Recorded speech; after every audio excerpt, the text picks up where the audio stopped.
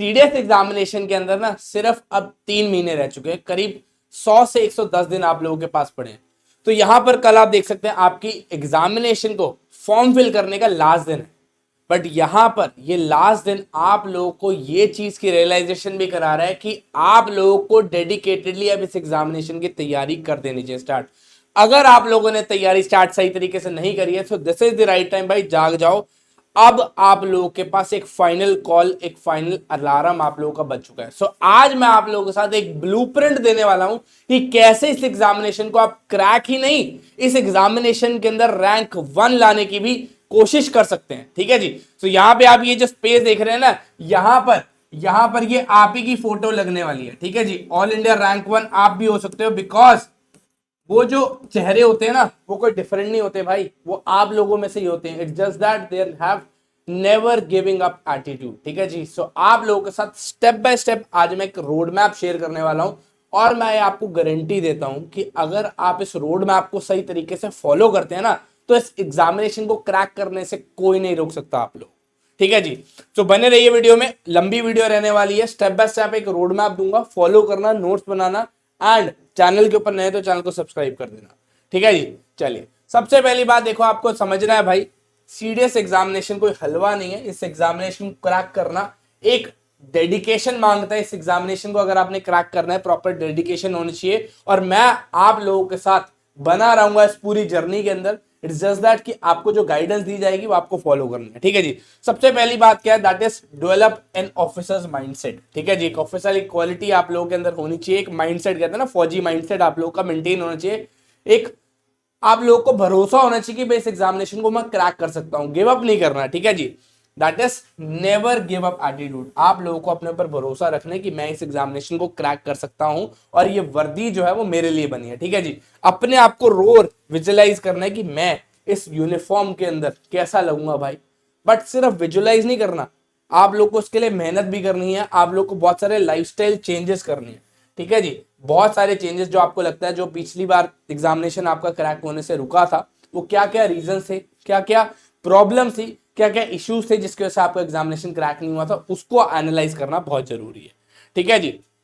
अब सबसे पहली बात है कि आपको क्या करना, सबसे पहली बात कि भाई ये जो एग्जाम पैटर्न है ना, इसका ब्लूप्रिंट जो आपके दिमाग के अंदर छप जाना चाहिए भाई, छप जाना चाहिए। जैसे कि इंग्लिश आपके 100 नंबर की होती है भाई, जनरल नॉलेज आपका जो है 100 नंबर की होती है, मैथ्स आप लोगों का 100 नंबर का होता है। ये सब आपके जो है दिमाग के अंदर छपा हुआ होना चाहिए। ठीक है जी। ओटीए के लिए अगर आप प्रिपेयर कर रहे हो तो इंग्लिश 100 नंबर की है भाई, जीके आप लोगों का 100 नंबर का है।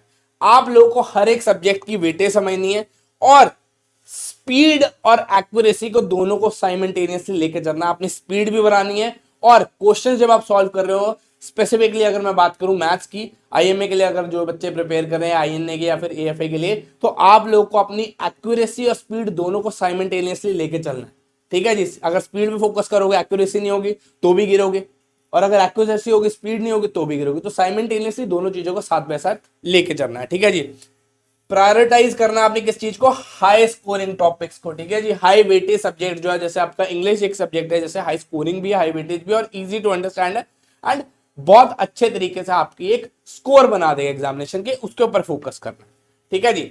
अब क्या करना है आपने, देखो एक ना तरीका होता है पढ़ने का यार, आप लोग क्यों क्रैक नहीं कर पा रहे, और जो टॉपर्स होते हैं एग्जामिनेशन को क्रैक कर पाते हैं या फिर जो रैंक लाते हैं, उनसे आप लोग जो है पीछे क्यों रह जाते हैं, या फिर वो क्या ऐसा अलग कर रहे हैं, उसके बारे में बात कर लेते हैं। That is you have to study like a topper. ठीक है जी। क्या करना है, इसके लिए एक प्रॉपर टाइम टेबल मैं आप लोगों के लिए यहाँ पर शेड्यूल कर रहा हूं। ठीक है जी। 10 से 12 घंटे की आपकी ना रेगुलर स्टडी होनी चाहिए। सेल्फ स्टडी की यहाँ पे मैं बात कर रहा हूं, जिसके अंदर आपने मॉर्निंग रूटीन आपको फॉलो करनी है। 2 घंटे आपको जो है सुबह उठ के मैथ्स की प्रैक्टिस करनी है, जिसके अंदर आपने कंसेप्ट स्टडी करना है, एंड साथ ही साथ प्रॉब्लम्स को सॉल्व करना है। ठीक है जी। अगर 11 साढ़े 11 बजे की मैं बात करूं, थोड़ा बहुत खा पी के अपना स्नैक्स खाते हैं, फ्रेशन अप होते हैं, उसके बाद 11 साढ़े 11 बजे आप लोग करंट अफेयर्स पढ़ेंगे और स्टैटिक जीके के ऊपर फोकस करेंगे। फिर आफ्टरनून में अपना लंच वगैरह करके 2 घंटे फिर आपने पढ़ना है, जिसके अंदर आप इंग्लिश ग्रामर के ऊपर फोकस करेंगे, कॉम्प्रिहेंशन की प्रैक्टिस करेंगे, और वोकैबुलरी की प्रैक्टिस करेंगे। वहीं अगर मैं इवनिंग की बात करूं, चाय चू पी के अपना दोबारा से पढ़ने बैठ जाओ भाई।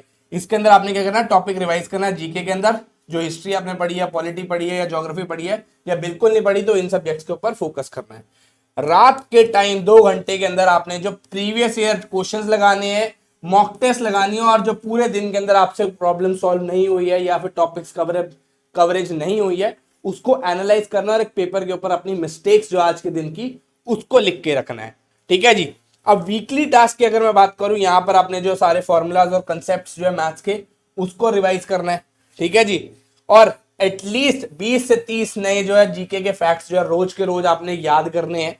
इसके अलावा 50 नए वर्ड जो है वोकैबुलरी के हर हफ्ते जो आपके दिमाग के अंदर याद होने चाहिए। इंग्लिश की वोकैबुलरी बहुत ज्यादा वास्ट सब्जेक्ट है, बहुत ज्यादा नए नए वर्ड्स आपको याद भी कराता है, और आपकी जो स्पोकन इंग्लिश भी इससे इंप्रूव होती है, बिकॉज इन वर्ड्स का जब आप इस्तेमाल करते हो तो आपकी सेंटेंस जो फॉर्मेशन होती है, सेंटेंस फॉर्मेशन होती है, उसके अंदर बहुत ज्यादा हेल्पफुल होती है। इंटरव्यू के टाइम पे भी इन वर्ड्स का जब आप इस्तेमाल करोगे अपनी वोकैबुलरी से इस्तेमाल करते हुए, वोकैबुलरी के थ्रू जो आपने नए वर्ड सीखे होंगे, जब अपनी एसएसबी इंटरव्यू के दौरान जो है लेक्चरेट के अंदर या फिर किसी भी टाइम के अंदर आप जो है बात कर रहे होते हैं ऑफिसर से, इन वोकैबुलरी वर्ड्स का इस्तेमाल करेंगे तो एक अच्छा इंप्रेशन जो ऑफिसर के ऊपर भी क्रिएट करेगा। ठीक है जी। अब बात करना है हमने एग्रेसिव सब्जेक्ट वाइज प्रिपरेशन। ये क्या है भाई, आप लोगों को पता होना चाहिए कि भाई मेरे हाई स्कोरिंग सब्जेक्ट्स कौन से है। ठीक है जी। मेरे स्ट्रॉन्ग पॉइंट्स कौन से है और किसकी वेटेज एग्जामिनेशन के अंदर ज्यादा है, सीडीएस एग्जामिनेशन के अंदर कौन कौन से सब्जेक्ट्स जो है वो यूपीएससी ज्यादा फोकस कर रहा है, उसके ऊपर ध्यान देना है। ठीक है जी। जैसे मैं बात करूं स्पॉटिंग एरर्स की, ठीक है जी, एडवांस ग्रामर के रूल्स आपने याद करने हैं, इसके अंदर एंटोनिम्स सिनोनिम्स के ऊपर ज्यादा फोकस देना है। ठीक है जी। फ्लैश कार्ड्स का यूज कर सकते हो आप इसके अंदर रिवीजन करने के लिए।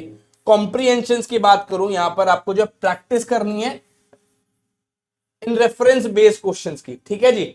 इन्फेरेंस बेस्ड क्वेश्चंस के ऊपर जो आपने ज्यादा फोकस करना है। वहीं अगर बात करूं किस किस टूल्स का इस्तेमाल कर सकते हैं, दैट इज किताबों के किस किस का इस्तेमाल कर सकते हैं, वर्ड पावर मेड इजी जो है नॉर्मल ल्यूइस की, उसको फोकस कर सकते हैं, वो किताब ले सकते हैं। एडिटोरियल जो है हिंदू हमारी जो हमारा न्यूज़पेपर होता है वो पढ़ना शुरू कर दीजिए, आपको जो है बहुत ज्यादा इंग्लिश के अंदर इंप्रूवमेंट अपनी देखने को मिलेगी।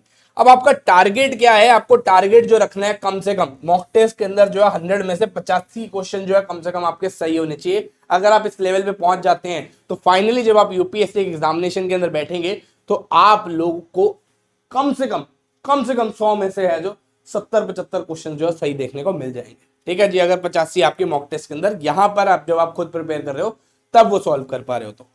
नेक्स्ट अगर हम बात करें जनरल नॉलेज की, ठीक है जी, ये सब्जेक्ट क्या है ना, कभी कभार आपकी पिक्चर बना भी देता है, कभी कभार आपकी पिक्चर बिगाड़ भी देता है। ठीक है जी।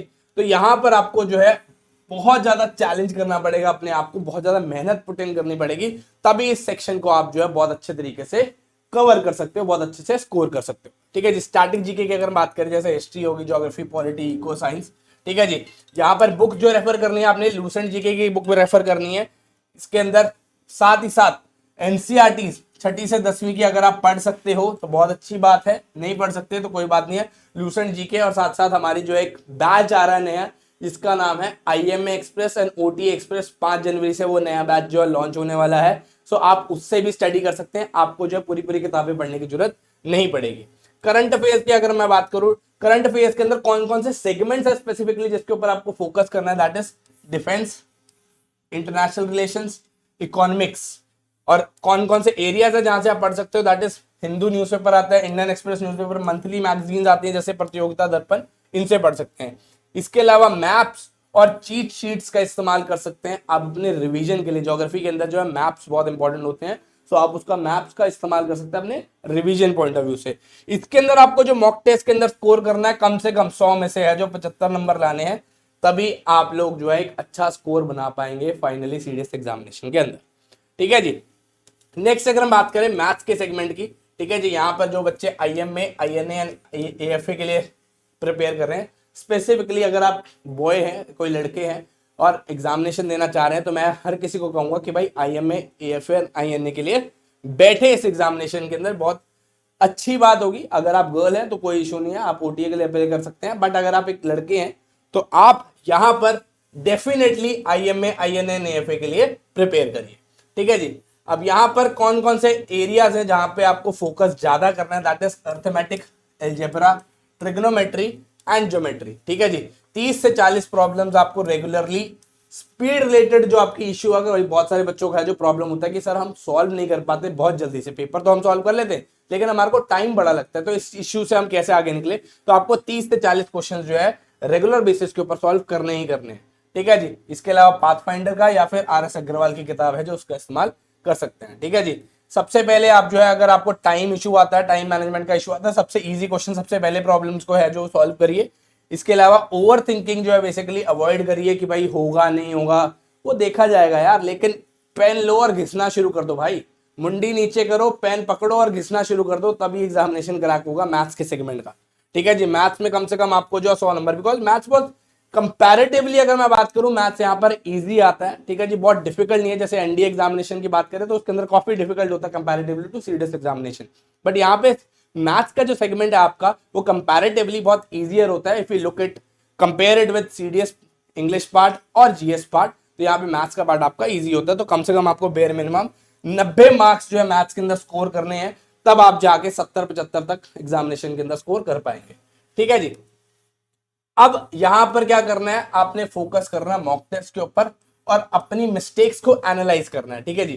प्रीवियस ईयर पेपर को सॉल्व करना ही करना है, टाइम बाउंड्री को मैनेज करते हुए। एक टाइमर लगा लो भाई, उसको ऑन करा करो जब पेपर सॉल्व करने बैठो, टाइमर लगाकर पेपर सॉल्व करो, और जब क्वेश्चन लास्ट क्वेश्चन को खत्म कर दिया आपने, उस टाइमर को बंद कर दीजिए। ठीक है जी। एक्यूरेसी के ऊपर फोकस करिए, स्पीड के ऊपर फोकस करिए, और अपने जो वीक पॉइंट्स है ना उसको कहां कहां आपने जो है एनालाइज करना है, कहां कहां पर बेसिकली फोकस करना है, कहां कहां पर स्ट्रॉन्ग पॉइंट्स के अंदर कन्वर्ट करना है, उसका ध्यान जरूर रखिएगा। ठीक है जी। एक मिस्टेक डायरी अपनी मेंटेन करके रखिए, ठीक है, जिसके अंदर आपने अपनी सारी मिस्टेक्स डाउनलोड कर राइट डाउन करनी है। इसके अलावा जो है हर हफ्ते जो है इसकी रिवाइज करिए। ठीक है जी। अब टाइम मैनेजमेंट की मैं बात कर रहा हूं, देखो पेरेटो प्रिंसिपल का इस्तेमाल कर सकते हैं, दैट इज 80-20 रूल। 80-20 रूल क्या होता है, दैट इज कि 80% आपका जो फोकस होगा ना वो हाई स्कोरिंग सब्जेक्ट्स के ऊपर, हाई स्कोरिंग टॉपिक्स के ऊपर होगा। ठीक है जी। और एक्सेसिव टाइम जो है लो प्रायोरिटी एरियाज के ऊपर जो अपना छोड़ दीजिए, ज्यादा फोकस मत करिए, जहां आपको लगता है कि बहुत कम वेटेज है इसकी तो छोड़ दीजिए भाई। मैक्सिमम टाइम जो है 80% आपका फोकस जो है वो हाई स्कोरिंग सब्जेक्ट्स के ऊपर होगा, हाई स्कोरिंग टॉपिक्स के ऊपर होगा। ठीक है जी। High scoring topics and subjects, इसके ऊपर आपने फोकस करना ही करना है। ठीक है जी। नेक्स्ट आता है आपका कि नॉर्मल जो आपके हर एक बच्चा जिस चीज से जूझता है ना उस चीज से आपने दूर रहना है, that is procrastination, over thinking. की भाई किसी भी टाइम से अपने सोचना, सोचते ही रहना कि यार मैं कैसे करूंगा, ये कैसे होगा, बहुत मुश्किल लग रहा है। अरे यार करो तो सही, सड़क बहुत दूर लगती है जब तक आप उसके ऊपर चलना ना शुरू करें। जब आप चलना शुरू करेंगे तो बहुत सारी जो है आप लोगों की प्रॉब्लम्स धीरे धीरे सॉल्व होती रहती है। बट आप उठो तो सही, चलना तो शुरू करो, कलम तो उठाओ, पढ़ना तो शुरू करो, किताब तो उठाओ, किसी ना किसी तरीके से आपको हेल्प मिलती रहेगी एंड आप बहुत अच्छे तरीके से इस एग्जामिनेशन को क्रैक कर सकते हैं। बिकॉज वो करने वाले चेहरे अलग नहीं होते, वो आप लोगों में से कोई एक होता है। ठीक है जी। ओवर कॉन्फिडेंस नहीं आना चाहिए, थोड़ा क्वेश्चन सॉल्व कर लिए तो आप भाई कह दो भाई मेरे को सब कुछ आता है यार, सारे क्वेश्चन मेरे निकल रहे हैं, मैं तो भाई भगवान बन गया हूँ। ऐसा नहीं होना चाहिए। आप लोग अपनी प्रैक्टिस करते रहे और अपने अंदर जो है भरोसा बनाए रखिए बस कि मैं एग्जामिनेशन को क्रैक करूंगा ही करूंगा। ठीक है जी। बीच बीच में ओवर स्टडीज भी नहीं करने की, भाई लगातार एक स्ट्रेच में 10 घंटे पढ़ रहे हो भाई और उसके बाद अगले दिन पढ़ ही नहीं रहे हो। क्यों? क्योंकि बर्नआउट फील करते हो यार, बहुत ज्यादा सैचुरेटेड हो जाता है आपका माइंड, जगह ही नहीं बचती यार, आपको लगता है बहुत मुश्किल हो गया, एक दिन में मैंने पढ़ लिया 10 घंटे, उसके बाद अगले दिन मैं पढ़ ही नहीं रहा हूँ, अगले 10 दिन मैं पढ़ ही नहीं रहा हूँ। ऐसा नहीं करना भाई, थोड़ा थोड़ा जो है टाइम दो, बीच बीच में ब्रेक्स लेते रहो ताकि आप एनर्जाइज फील करें। आपको एक रिवॉर्डिंग स्ट्रैटेजी का इस्तेमाल करना है, 4-5 घंटे पढ़िए, 15-20 मिनट की ब्रेक लीजिए, आपने आपको रिवॉर्ड करना सीखे कि भाई मैंने इतना घंटा पढ़ लिया, 6-7 घंटे मैंने पढ़ लिया, 5-6 घंटे मैंने पढ़ लिया, तो 15-20 मिनट का मैं ब्रेक ले सकता हूँ। ठीक है जी। ब्रेक लेने के बाद दोबारा कंटिन्यू करिए और ऐसे इस रूटीन को फॉलो करिए। अब ऑल इंडिया रैंक 1 का जो एटीट्यूड है ना वो आपके अंदर होना चाहिए, दैट इज कि भाई प्रैक्टिस प्रैक्टिस प्रैक्टिस।